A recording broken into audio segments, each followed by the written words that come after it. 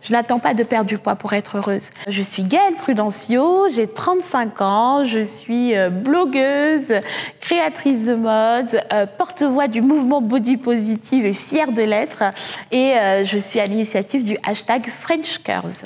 Lorsque j'étais enfant, j'ai toujours été assez boulotte, rondouillette, mais je me sentais toujours bien dans ma peau. Je n'avais pas de problème avec mon corps. Et en fin de compte, ce sont les adultes et l'entourage qui me faisaient comprendre que j'étais différente et que j'avais un problème de poids. Et au fur et à mesure des années, eh bien, j'ai commencé à me sentir à l'étroit dans mon corps et je suis entrée dans l'engrenage des régimes, la perte de poids, l'effet yo-yo, 40 kilos en 6 mois, après reprise de 50, 60 kilos, 1 an et demi après. Et c'est au bout de 15 ans de régime qu'à un moment donné, je me suis dit, et si j'apprenais à m'aimer tel que je suis, et si j'arrêtais de me battre contre mon corps, et que je le regardais tel qu'il est, et que j'apprenais à l'apprivoiser comme ça. Et c'est comme ça que j'ai commencé à me regarder dans la glace, à danser devant la glace, à m'apprécier et à m'aimer, tout simplement. J'ai créé le hashtag French Curves il y a 6 ans maintenant. Waouh. Je réalise en fait en parlant.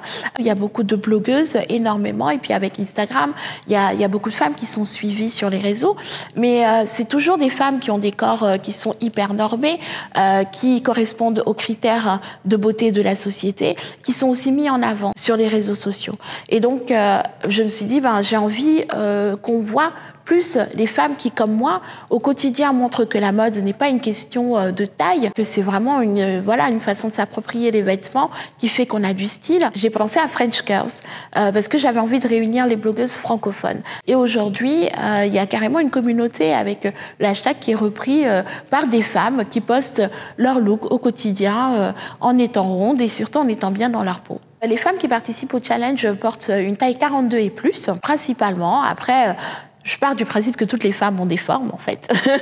Donc, finalement, tout le monde est bienvenu pour utiliser le hashtag French Curves.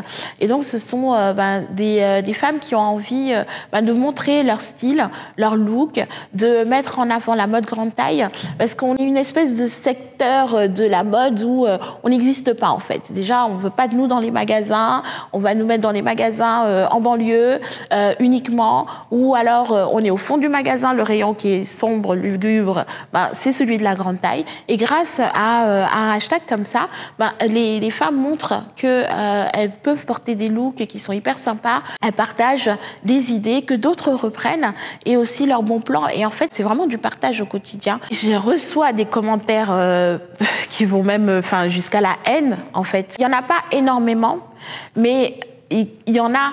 Et ça me touche. Il y avait des périodes où je disais c'est pas grave, j'ai l'habitude, parce que depuis que je suis enfant, j'ai l'habitude qu'on se moque de mon corps, parce que j'ai vécu déjà le harcèlement à l'école, au collège, etc. Et donc, jusqu'à un certain point, je trouvais ça normal qu'on se moque de moi et qu'on m'insulte à cause de mon poids. Et aujourd'hui, je l'accepte plus, parce que si je prends la décision, moi, de me mettre, par exemple, en maillot de bain sur Internet, je le fais pour moi, certes, parce que ça me fait du bien, mais je le fais aussi pour la petite nénette de 16 ans qui fait peut-être juste une taille 36, mais qui se trouve grosse dans sa taille 36 et qui se dit je peux pas me mettre en maillot de bain sur la plage. Et lorsqu'elle me voit en photo, elle se dit mais attends, elle se sent bien, moi aussi j'ai le droit de faire ça. Et donc si cette jeune fille-là se dit qu'elle a le droit en voyant une de mes photos et que derrière elle voit des centaines de messages de personnes qui se moquent de mon corps, là tout le travail que je fais est complètement anéanti. Et donc c'est pour ça que maintenant je dénonce. À chaque fois que je reçois un message haineux, je vais afficher le nom de la personne, qu'on sache que cette personne-là fait du fat shaming, c'est de la grossophobie et que c'est inadmissible.